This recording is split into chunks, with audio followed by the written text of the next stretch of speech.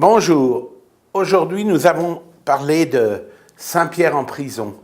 Dans la chapelle Brancacci, il y a deux petites fresques représentant Saint-Pierre en prison. En voilà une, Saint-Pierre est ici, il est en prison et il est visité par Saint-Paul. Et là, je vous présente encore une fois le visage de Saint-Pierre tel que l'a peint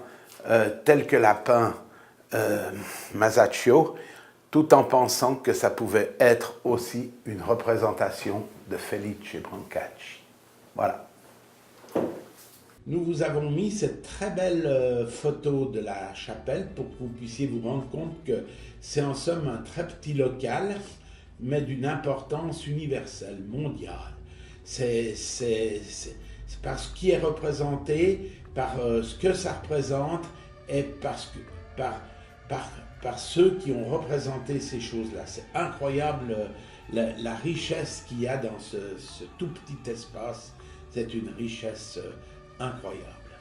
Des deux autres fresques qui sont sur cette partie, parce que ça fait partie de la même histoire, de la même partie de l'histoire de Saint-Pierre, c'est-à-dire ici, Saint-Paul visitant Saint-Pierre en prison, et ici, Saint-Pierre sauvé par l'ange qui a endormi les soldats et qui sort de prison.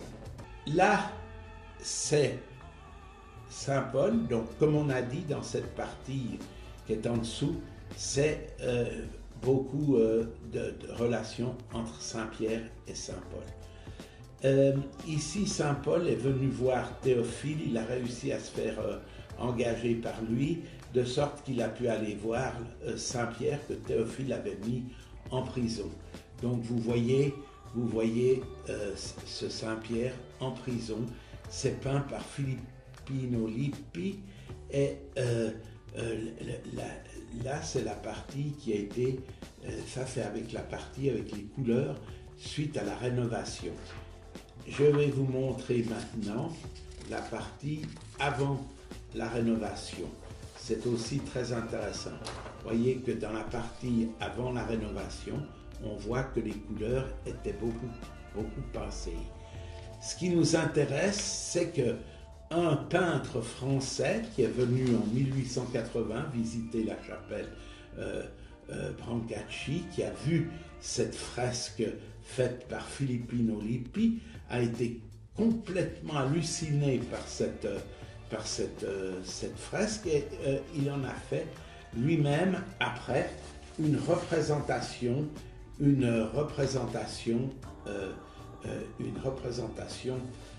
impressionniste, c'est-à-dire qu'il ne s'est pas gêné de dire qu'il avait copié le dénommé Filippino Lippi. Vous voyez ici, on voit le détail des visages. Regardez bien ici le visage de Saint-Pierre.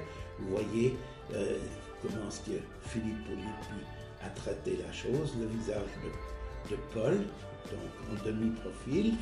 Voilà, la même chose un peu plus claire pour que vous puissiez voir les détails. C'est très intéressant. Voilà. Ici, une représentation moderne de la visite de Saint-Paul à Pierre, où on voit toujours ces questions où il y a toujours les questions où il est toujours question ici, comme vous pouvez voir, il est question des chaînes, vous voyez, il est enchaîné. Alors, maintenant, je vous cherche la partie qui a été faite par ce monsieur Paul. Je vais vous la trouver. Voilà. Attendez. Voilà. Voilà, ici c'est la partie qui a été faite par ce monsieur. Voilà, Paul, lui, quand il a été, donc Paul Laurent, quand il a été là-bas sur place, il a repris le croquis et il a repris la chose. Vous voyez, d'une part, Filippino Lippi s'arrête là, lui il a ajouté tout cela, ce qui est assez intéressant parce que ça met mieux, les proportions sont meilleures, etc.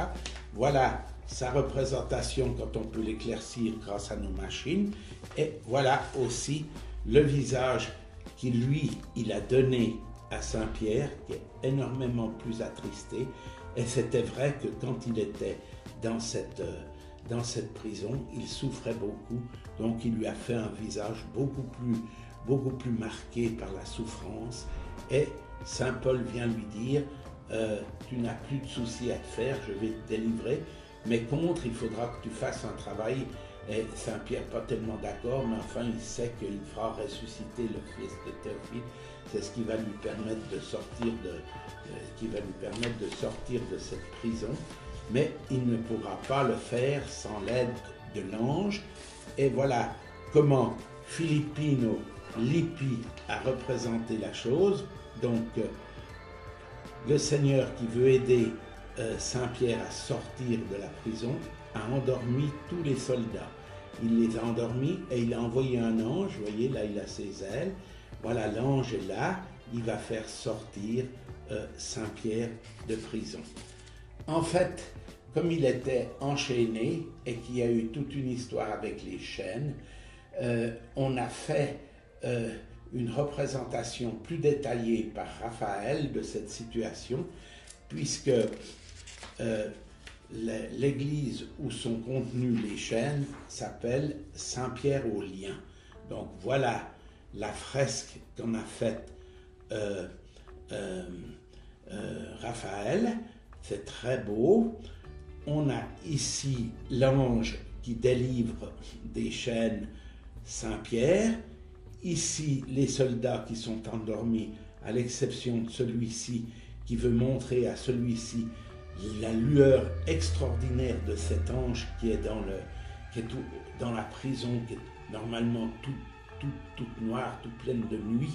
Alors on voit cet être lumineux qui délivre Saint-Pierre, et ici l'ange qui sort avec Saint-Pierre, les soldats étant endormis.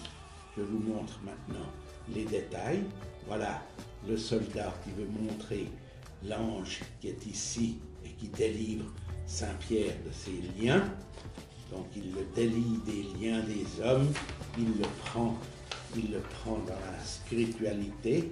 Ici, il sort avec l'ange, le voilà, il sort ici, c'est très beau, c'est très bien. Et ici, vous pouvez voir les chaînes de Saint-Pierre qui sont conservées dans ce reliquaire à Saint-Pierre-aux-Liens.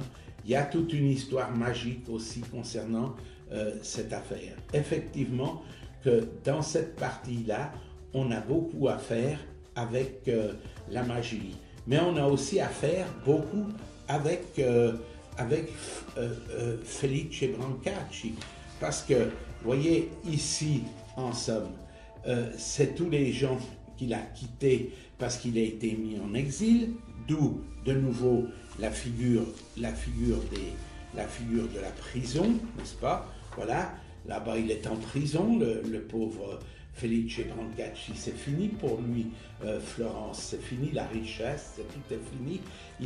Il a dû partir à Ferrare où il est en exil, il n'a plus rien, mais malgré tout, il fait représenter, quand sa famille rentrera, avec Filippino Lippi, ils vont montrer que malgré tout cela, il finit quand même glorieusement.